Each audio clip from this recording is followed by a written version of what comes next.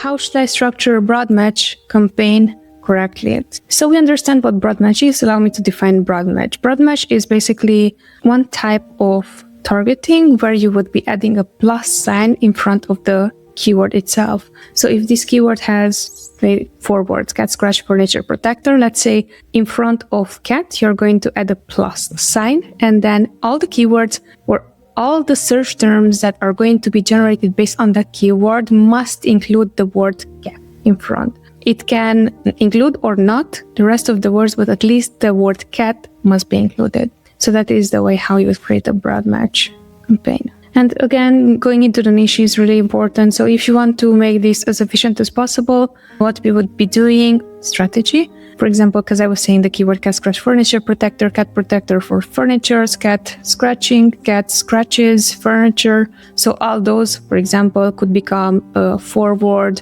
campaign. And then each time you would be adding the cat in front of cat, the plus sign. So all the search terms that keyword or those keywords are going to generate must include the word cat. This is going to work better in sponsored product ads than the rest, to be honest, and what we're seeing on our end. And even now with sponsored brand product ads, there are still triggers in a name as well. So what I would advise here is once that you know which is the exact word that you want to make sure that is going to be in your search term report or the word that is going to be triggered, ensure that you're not going to add too many words within one campaign because you're just going to kill off your budget.